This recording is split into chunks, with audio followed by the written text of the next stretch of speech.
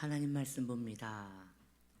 고린도전서 2장 7절 말씀 우리 함께 봉독하겠습니다. 오직 은밀한 가운데 있는 하나님의 지혜를 말하는 것으로서 곧 감추어졌던 것인데 하나님이 우리 영광을 위하여 만세전에 미리 정하신 것이라. 아멘. 하나님의 구원 계획 시리즈 오늘 첫 번째 오늘 말씀의 제목은 창조와 구원입니다. 오늘부터 하나님의 구원 계획이라는 시리즈를 새롭게 시작하려 합니다. 제가 소망하기는 이 시리즈가 진행되면 진행될수록 성도님들이 자신의 구원이 얼마나 웅장하고 얼마나 좋은 것인지 이것을 깨닫게 되는 아름다운 시간 되기를 축복합니다. 그럼 이제 첫 문을 엽니다. 오늘은 하나님의 이 구원 계획은 갑자기 뿅 하고 생겨난 것이 아니라 창세 전부터, 즉 이 세상이 있기 전부터 계획된 것임을 말씀드리려 하는 것입니다. 원래 이 세상은요 아무것도 없는 상태였어요. 이 상태를 창세기 말씀은 이렇게 설명합니다. 창세기 1장 2절에 말씀하시기를 땅이 혼돈하였고 공허하였으며 흑암이 깊음 위에 있고 하나님의 영은 수면 위에 운행하시니라. 즉 이 세상에는 하나님 말고는 아무것도 없는 시대가 있었다는 것이에요. 우리는 그런 세계를 상상을 못해요. 어떻게 아무것도 없을 수 있지? 그런 세계가 있었다는 것이에요. 우리가 흔히 말하는 카오스라고 하는 게 바로 이런 것입니다. 이 카오스가 혼돈이란 뜻이거든요. 여러분 예전에 혹시 기억하시는 분 있을지 모르겠어요. 세탁기 이름이 카오스였는데 왜 카오스일까요? 막 뒤진다는 거죠. 그래서 혼란과 혼란, 이게 이제 카오스인데 바로 이 전 세계가 온 우주가 아무것도 없이 그저 혼란함만 가득하던 시대가 있었다는 것입니다. 빛도 없었고 물질도 없었고 공허한 상태 그 자체였습니다. 창조가 있기 전에 공간이 없기에, 여러분 공간이 없기 때문에 시간도 없는 겁니다. 우리가 시간을 알 수 있는 이유는 공간과 환경과 사물이 변하는 걸 보고 시간이 있다는 걸 알거든요. 반대로 사물과 공간이 없으면 시간도 의미가 없기 때문에 시간은 없는 것입니다. 사물이 없는 세계에는 시간도 의미가 없으니 하나님께서는 시간 이전의 세계에 계셨던 분이시며 그곳에서부터 구원의 계획은 시작된 것입니다. 세계가 시작되기 전 하나님께서는 먼저 구원의 계획을 세우셨습니다.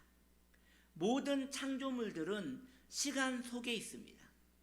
하나님께서는 시간 밖에서 이처럼 시간 밖에서 시간을 보시는 분이십니다. 모든 창조물들은 시간 안에 있습니다. 그러나 하나님은 시간 밖에서 시간을 보십니다. 하나님께서는 창조하시기 전에 먼저 계획하셨습니다. 인간 창조를 구상하셨고 그 구상 속에 하나님은 인간이 타락한다는 것을 알고 계셨습니다. 그리고 그 인간을 위하여 하나님의 독생자 우리 구주 예수 그리스도가 보내심을 받아야 한다는 것도 아셨고 거기에서 죽임을 당하신다는 것도 아셨습니다. 그 인간은 구원을 받은 후에도 계속 타락한다는 것도 하나님은 아셨습니다. 그렇게 인간이란 존재는 소망이 없고 하나님이 지으신 모든 창조물들은 오염되고 타락하고 더러워진다는 것도 하나님은 아셨습니다. 그리고 결국 이 세계는 하나님의 심판을 받고 이제 새로운 창조물이 되어 하나님의 영광이 가득한 세계가 될 것임을 하나님은 이미 창조 전에 아셨습니다. 구상하셨고 계획하셨습니다. 이것이 하나님의 구원 계획 속에 모두 들어가 있던 것입니다. 이 모든 것을 구상하시고 계획하신 후에 이 모든 것을 하나님의 구원 계획으로 삼으신 후에 모든 구상이 끝났습니다. 모든 계획이 끝났습니다. 자, 하나님 모든 걸 알고 계셨어요. 인간을 만들어야지 라는 계획을 하셨고, 근데 그 인간이 어떠한 존재임을 하나님은 아셨어요. 타락하고 그리고 하나님이 만드신 이 구상 가운데 있었던 아름다운 에덴 동산도 이제 망가지고 무너지고 아주 황폐해질 것을 다 아셨어요. 이 모든 것을 계획하시고 이제 하나님은 가장 먼저 무슨 일을 하시느냐? 빛이 있으라 라고 말씀하시며 이 천지를 창조하시기로 결정을 하신 것입니다. 즉 버튼을 누르신 거예요. 모든 걸 다 아시는데 버튼을 누르신 거예요. 하나님께서 모든 걸 알고 계셨지만 창조하신 것입니다. 하나님께서는 뻔히 타락해버릴 것을 알고 계셨지만 인간을 창조하셨습니다. 그리고 그 인간 때문에 하나밖에 없으신 독생자가 죽으실 것도 아셨지만 창조를 시작하셨습니다. 그분의 지혜로 모든 걸 알고 계셨으나 그분은 그 창조를 시작하신 것입니다. 하나님의 넘치는 사랑과 지혜가 그 일을 행하신 것입니다. 할렐루야. 그림을 그리는 화가는요, 자신 안에 있는 넘쳐나는 영감을 밖으로 흘려보내서 저 캠퍼스에 있는 저 그림은요, 손이 그냥 그린 것이 아니라 머리에 가득한 것이 거기에 옮겨진 거에 불과한 것이에요. 시를 쓰는 시인은 저렇게 멍 때리고 있는 것 같지만 멍 때리고 있는 게 아니라 지금 머릿속에 주체할 수 없는 시를 저 종이에다가 적어 내려가는 것이에요. 누군가 시인에게 물었대요.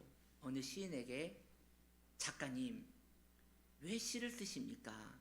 이거 쓴다고 돈 되는 것도 아닌데 왜 이렇게 시를 쓰십니까? 라고 했더니 그분이 말씀하시기를, 머릿속에 계속 시가 떠오른대요.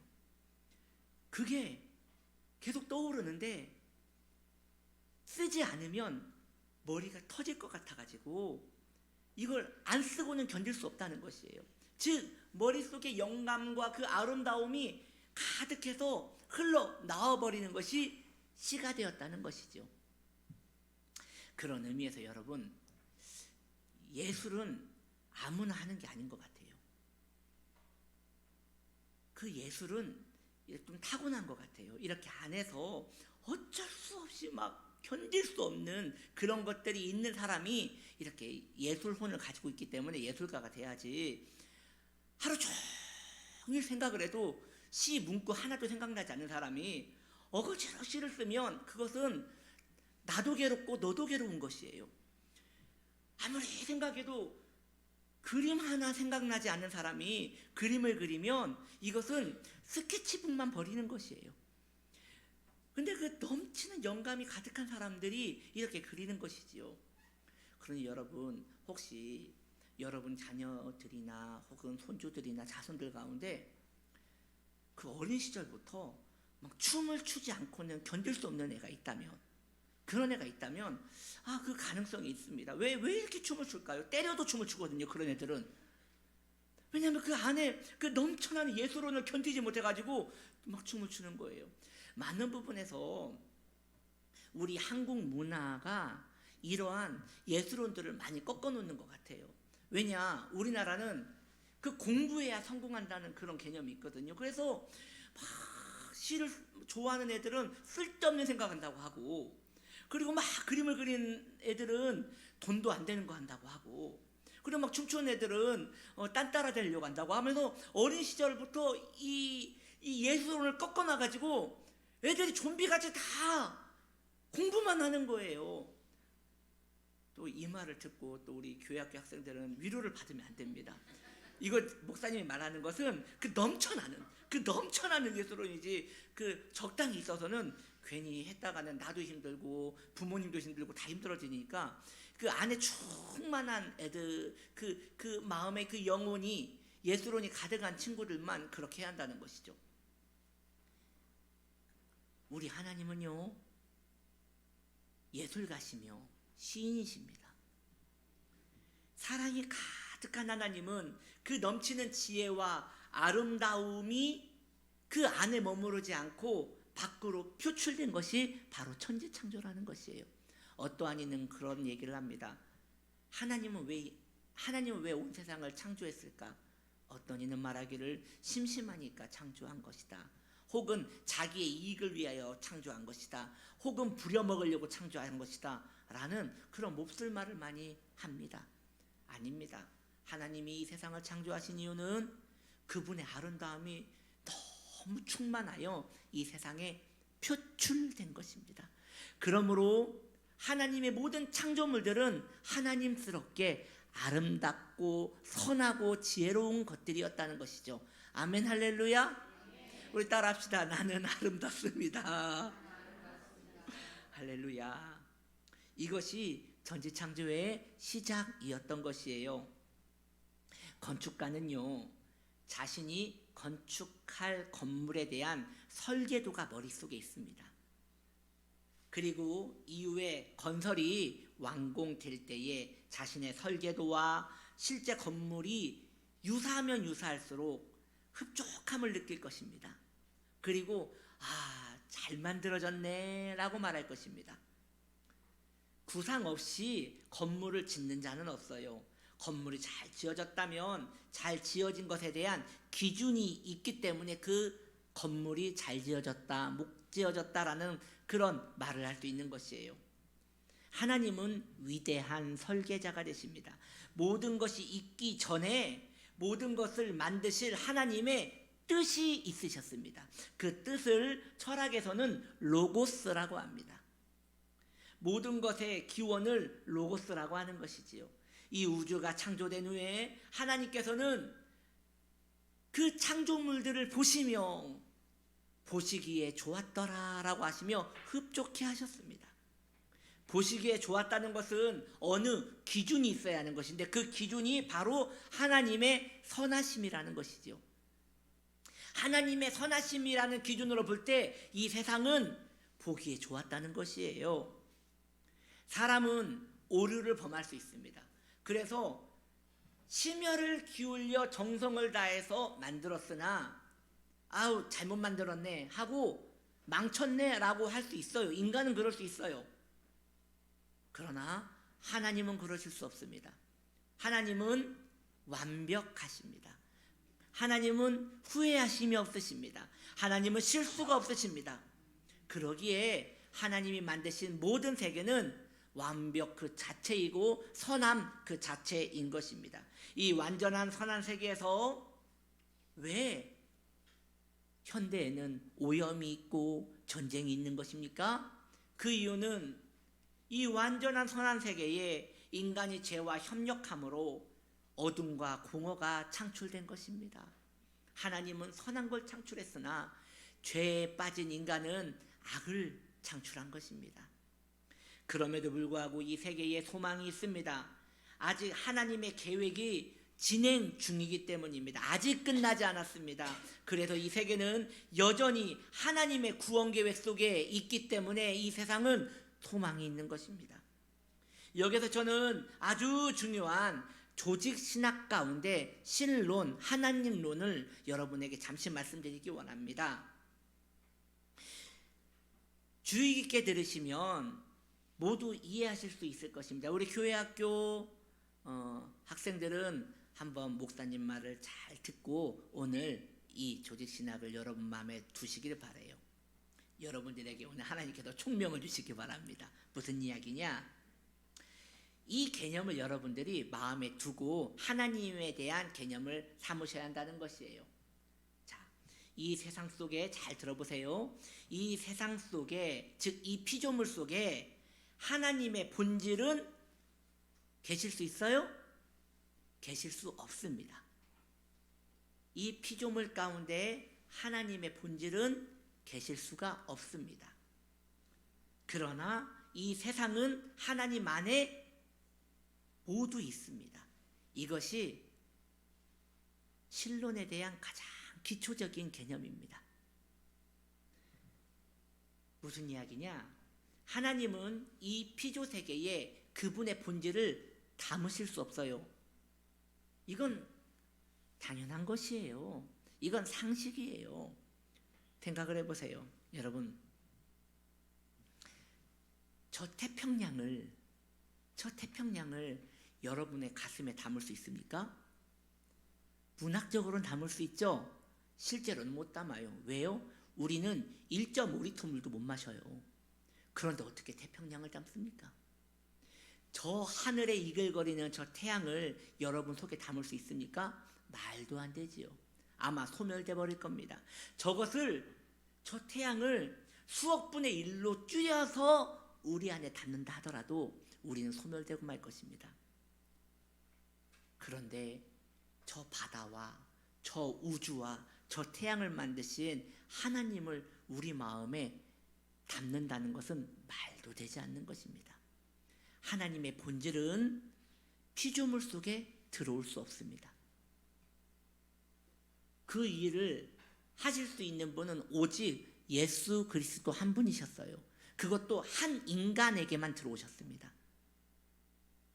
그것이 예수 그리스도 한 분에게만 가능했지, 그 이후부터는 어떤 하나님의 본질도 어떤 피조물 속에 들어갈 수 없다는 것입니다. 이해되시나요? 예.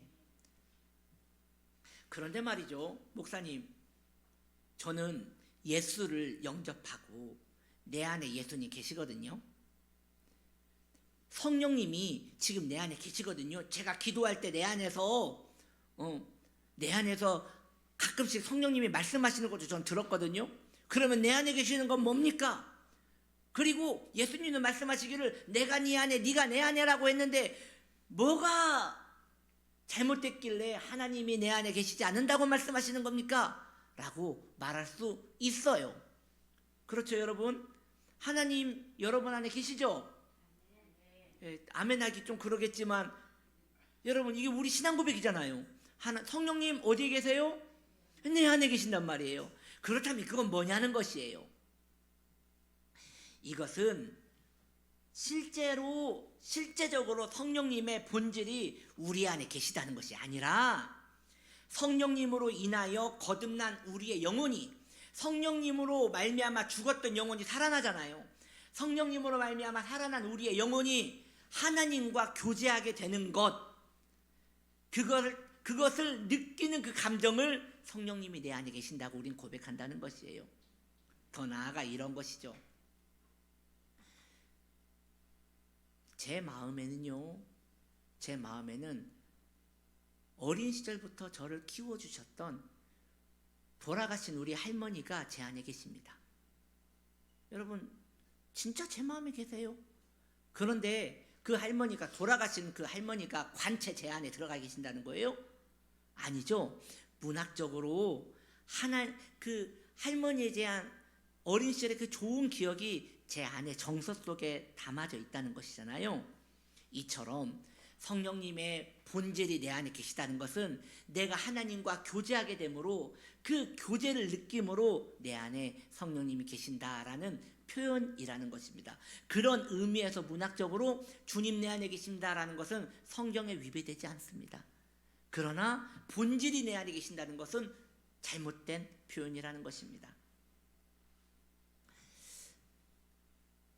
전에요, 군대에 있을 때 그렇게 편지를 기다렸어요. 특히 제가 있던 곳은 그 GOP였기 때문에 편지가 모아져서 오거든요. 그래서 편지 한 통을 받으려고 막 한 달씩 기다리는데 그 편지가 오면 얼마나 좋은지 몰라요. 요즘은요, 좀 낭만이 없는 것 같아요. 그래서 편지를 대부분 안 쓰잖아요. 아마 군대에서도 요즘은 저녁에 휴대폰을 나눠준다고 하더라고요. 그래서 저녁에 통화를 한대요. 그러니 뭐 편지를 쓸 일은 거의 없을 것 같아요. 편지를 누군가와 썼습니다. 펜팔을 했습니다. 편지를 쓰고 주거니 받거니 했습니다. 그러면 그 사람에 대한 편지를 받고 편지 글을 읽으면서 그 사람의 마음이 읽혀지잖아요. 그리고 마음의 정서 속에 그 사람에 대한 그 그리움과 그 사람에 대한 마음이 내 마음에 있죠? 없어요? 여러분 없다면 너무 메마르신 겁니다. 여러분 있잖아요. 편지 안 써보셨어요? 네, 그런 게 있단 말이죠.